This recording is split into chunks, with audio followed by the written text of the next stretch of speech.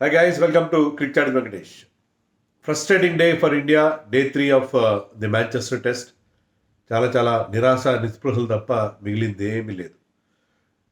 England రోజంతా batting చేశారు, 319 runs చేశారు for the loss of just 5 wickets, 544 for 7 close of play టైంకి. అంటే ఇండియా కంటే 186 రన్స్ లీడ్లో ఉన్నారు. చాలా మ్యాసివ్ లీడ్ ఉంది వాళ్ళకి. ఇండియాకి ఏది కూడా కలిసి రాలేదు. థర్డ్ డే రోజు యాక్చువల్గా టెస్ట్ మ్యాచ్లో మూవింగ్ డే అని చెప్తారు. సెకండ్ డే డామినేట్ చేసిన ఇంగ్లాండ్ థర్డ్ డే రోజున మరింతగా పట్టు బిగించేసింది. సో ఇక ఇండియా మ్యాచ్ సేవ్ చేసుకోవాలి, వర్షం రావాలి అనే కళ్ళగండం తప్ప గెలవడానికి అవకాశాలు చాలా తక్కువగా అనిపిస్తున్నాయి. సిరీస్ సమన్ చేద్దాం ఇక్కడ అనుకున్న ఆశలు చాలా వరకు అడుగంటాయని అనొచ్చు. మిరకల్స్ జరగచ్చు, కానీ మిరకల్స్ జరిగేంత పరిస్థితి ఏం కనపట్లేదు అక్కడ. చాలా మిస్టేక్స్ కనిపించాయి ఇండియా అప్రోచ్లో నాకైతే ప్రత్యేకంగా. ఎందుకంటే స్పిన్నర్స్కి వికెట్లు వస్తున్నాయి, స్పిన్నర్స్ మోర్ కంట్రోల్తో బౌలింగ్ చేస్తున్నారు, రన్స్ కంట్రోల్ చేస్తున్నారు. కానీ స్పిన్నర్స్కి ఇచ్చిన ఓవర్స్ 52, 53 అంతే.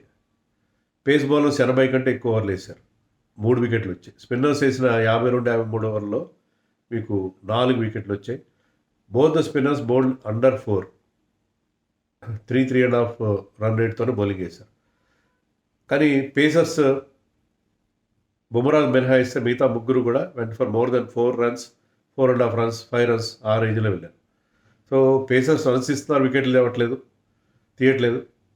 స్పిన్నర్స్ వికెట్స్ తీస్తున్నారు, ఎకనామికల్గా బౌలింగ్ వేస్తున్నారు. కానీ శుభ్మన్ గిల్కో లేకపోతే పెవిలియన్లో ఉన్న గౌతమ్ గంభీర్కో లేకపోతే మిగతా బౌలింగ్ కోచ్కో ఎవరికో స్పిన్నర్స్ కంటే పేస్ బౌలర్స్ మీద ఎక్కువ వాళ్ళకి అవకాశం ఇవ్వడం ఎంత దారుణం అంటే, వాషింగ్టన్ సుందర్ లాస్ట్ మ్యాచ్లో సెకండ్ ఇన్నింగ్స్లో 4 వికెట్లు తీశాడు, కీలకమైన బౌలింగ్ పర్ఫార్మెన్స్ ఇచ్చాడు. అతన్ని ఎప్పుడు తీసుకొచ్చారు బౌలింగ్కి? 68 ఓవర్ల తర్వాత. 68 ఓవర్ల వరకు వాషింగ్టన్కి ఒక్క ఓవర్ కూడా వెళ్ళలేదు.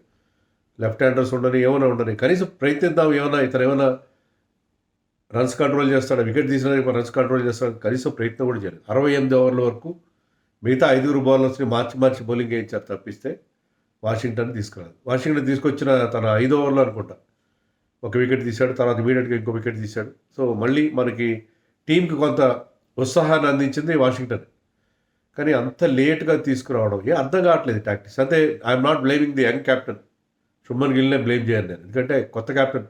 కానీ అతనికి ఇన్స్ట్రక్షన్స్ పెవిలియన్ నుంచి వస్తాయి కదా. నేనైతే గౌతమ్ గంభీర్ బ్లేమ్ చేస్తున్నాను కాదు. దాని గౌతమ్ గంభీర్ కారణమా, బౌలింగ్ కోచ్ మోర్నే మార్కే కారణమా, అందరి జాయింట్ రెస్పాన్సిబిలిటీ ఉంది స్పిన్నర్స్ని ఎక్కువ ఓవర్లు వేయించకపోవడం. అలాగే ఇప్పుడు మనకి ఏమనిపిస్తుంది అంటే, సరే శార్దుల్ ఠాకూర్ ఒక 40 రన్స్ చేశాడు, బాగానే ఉంది, బ్యాటింగ్ బాగానే చేశాడు. కానీ కుల్దీప్ లాంటి ఒక బౌలర్ని ఆడించుంటే ఎలా ఉండేది? ఆ 40 రన్స్ కోసమైనా మనం అతను ఆడించేది. Shardul Thakur I think bowled 10-11 overs, ఓవర్కి 5 రన్స్ చెప్పిన ఇచ్చాడు, మాత్రం ఎఫెక్టివ్గా అనిపించలేదు.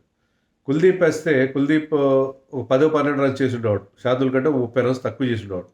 కానీ ఒక 2-3 వికెట్లు తీసుండేవాడు కదా. అతను ఒక రిస్ట్ స్పిన్నర్గా అతని వాల్యూ డిఫరెంట్గా ఉండేది. సో ఏదో మొత్తం మీద అది, అంటే మనం సెలక్షన్ అయిన తర్వాత మ్యాచ్ చూసిన తర్వాత మాట్లాడుతాం, మ్యాచ్ ముందు కాదు. బట్ వాట్ ఎవర్, స్పిన్నర్స్ మీద మాత్రం స్పిన్ బౌలింగ్ మీద నమ్మకం లేకపోవడం అది కనిపించింది. But England batted beautifully. ముఖ్యంగా Joe Root, the day belongs to Joe Root రోజు ఇది. ఎందుకంటే అతను తన 38వ టెస్ట్ సెంచరీ చేయడంతో పాటు ఈ ఒక్క రోజులోనే he became the number 2 player in test cricket to score most runs. Tendulkar తర్వాత అత్యధిక రన్స్ టెస్ట్ క్రికెట్లో చేసిన బ్యాట్స్మెన్గా అతను తన రికార్డు నెలకొల్పాడు.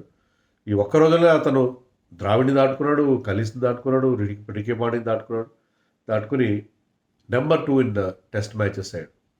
సో గ్రేట్ రికార్డ్ అతనికి. అలాగే ఈవెన్ సెంచరీస్ విషయంలో కూడా 4th joint highest centuries, 38 centuries. అంటే అతని ముందు రికీ పాంటింగ్, కలిస్ మాత్రమే ఉన్నారు. Tendulkar of course is there with 5100s. So 4th joint highest century maker in test matches, 3800s, and second highest run getter in test match cricket. So Joe Root once again మనకు ఎప్పుడు thorn in the flesh, మనకు ఎప్పుడు ఒక కొరకరాని కొయ్యగానే ఉంటాడు. 12 century చేశాడు ఇండియాకి against. ఎవరు చేయలేదు 12 సెంచరీలు. Steve Smith 11 చేసినట్టున్నాడు.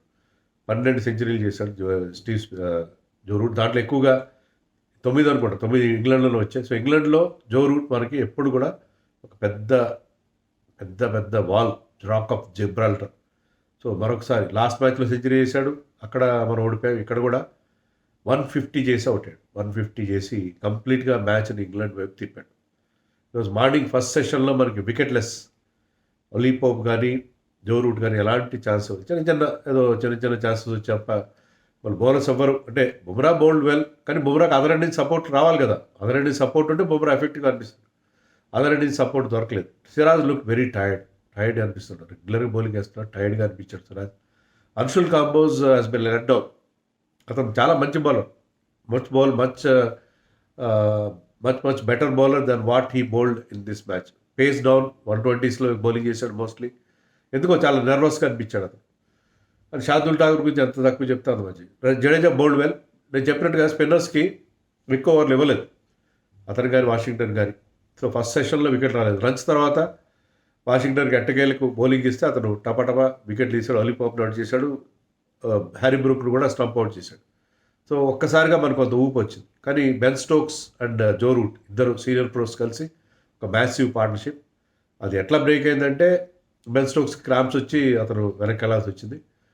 ఆ పీరియడ్లో మనకి జో రూట్ వికెట్ వచ్చింది, జేవీ స్మిత్ వికెట్, బొమ్మరా ఎట్టకేళ్ళకు వికెట్ తీశాడు. జో రూట్ జడేజా అవుట్ చేశాడు. బట్ ఓవరాల్గా మనకు 5 వికెట్లు మాత్రమే వచ్చినాయి డే అంతా కలిపి. లాస్ట్లో సిరాజ్ క్రిస్ వోక్స్ని అవుట్ చేశాడు. Even Liam Dawson is batting very well. మనం ఇంకా ఫ్రస్ట్రేట్ చేస్తున్న వాటిలో లియామ్ డాసన్ కూడా ఉన్నాడు. So very very forgettable day for Indian cricket. Particularly నాకు అర్థం కాదు ఏంటంటే 2-3 విషయాలు. బౌన్సర్లు తక్కువ వేస్తున్నారు. ఓకే, ఈ పిచ్లో బౌన్స్ ఉంది. ఈవెన్ ఆన్ డే 2 కూడా 4-5 బౌన్సర్లు వేశారు. ఇంగ్లాండ్ వాళ్ళు డే 1లో కానీ డే 2లో కానీ బౌన్సర్లు వేసి వికెట్లు తీశారు. సాయి సుదర్శన్ అలాగే అవుట్ అయ్యాడు. మీకు మరొక బ్యాట్స్మెన్ వాషింగ్టన్ సుందర్ కానీ, ఈవెన్ బుమ్రా కూడా ఒక షార్ట్ బాల్తో అవుట్ చేశారు. సో వాళ్ళు ఆ పిచ్లో హెల్ప్ లేదు కరెక్ట్గా. మన ఇండియా ఈరోజు కూడా బాగా ఎండ కాసింది, క్లౌడీ కండిషన్స్ లేవు. మన బౌలర్స్కి ఓవర్ హెడ్ కండిషన్స్ నుంచి అలాంటి హెల్ప్ లేదు, కరెక్టే ఒప్పుకుంటారు. కానీ వీరు బౌలింగ్లో బౌన్సర్లు ఎందుకు ఎక్కువ వేయట్లేదు? మీరు ఎందుకని వేరే ప్లాన్ బి లేకుండా కేవలం just you're putting the ball there and hoping for some rewards? అలా జరగదు కదా. So very very disappointing India bowling effort, చాలా డిసప్పాయింటింగ్గా మనం చెప్పుకోవాలి. న్యూ బాల్ కూడా మనకి ఏమాత్రం కలిసి రాని పరిస్థితి. 90 ఓవర్స్ తర్వాత న్యూ బాల్ తీసుకున్నా కూడా. సో ఇంగ్లాండ్ పూర్తిగా అడగొట్టేసి పట్టు బిగించేస్తారు కంప్లీట్గా. 186 రన్స్ లీడ్ అంటే మీరు సెకండ్ ఇన్నింగ్స్లో ఎన్ని రన్స్ చేసినా అది తక్కువే అవుతుంది. ఇంకా 2 రోజుల ఆట మాత్రం మిగిలింది. మీరు గెలవాలంటే మీరు రేపు చాలా క్విక్గా రన్స్ చేయాలి. మళ్ళీ ఇంగ్లాండ్కి బ్యాటింగ్ కావాలి. సేవ్ చేసుకోవాలంటే కూడా చాలా చాలా గ్రేట్ ఎఫర్ట్ చేయాలి. రేపు మార్నింగ్ ఇంగ్లాండ్ డిఫరెంట్ ఇంటెన్షన్స్ వస్తారు. 3 వికెట్లు మాత్రం మిగిలి తొందరగా రన్స్ చేసి కేవలం ఒక్కసారి మాత్రం బ్యాటింగ్ చేసే పరిస్థితిలో వాళ్ళు ఉంటారు. వాళ్ళు ఒక 1 అవర్ తర్వాత ఎప్పుడు డిక్లరేషన్ చేయొచ్చు, లేకపోతే 1 అవర్ లోపల ఆల్అౌట్ అయినా అక్కడి నుంచి ఇండియాకి ఒక అప్హీల్ టాస్క్ స్టార్ట్ అవుతుంది. చాలా చాలా టఫ్, చాలా అంటే చాలా టఫ్. సో స్పిన్నర్స్కి ఎందుకు బౌలింగ్ ఇవ్వరు? స్పిన్నర్స్ రన్స్ కంట్రోల్ చేస్తున్నారు. 4 వికెట్లు తీశారు ఇద్దరు స్పిన్నర్స్ కలిపి, 10-2. కానీ పేస్ బౌలర్స్ 4 కలిసి 3 వికెట్లు తీశారు. వాళ్ళు రన్స్ బౌలర్ని అందరూ కలిసి more than 4 runs per over ఇచ్చారు. స్పిన్నర్స్ ఇద్దరు కలిసి 3.25 రన్ రేట్ బౌలింగ్ వేశారు. అయినా కూడా స్పిన్నర్స్ మీద ఎందుకు అంత చిన్న చూపు? దానికి ఎవరు రెస్పాన్సిబుల్? గంభీర్ రెస్పాన్సిబుల్లా, బౌలింగ్ కోచ్ రెస్పాన్సిబుల్లా, క్యాప్టెన్ రెస్పాన్సిబుల్లా మనకు తెలియదు. టాక్టికల్గా ఏ రకంగా చూసుకున్నా కూడా ఇండియా వాజ్ ఫౌండ్ వాంటింగ్.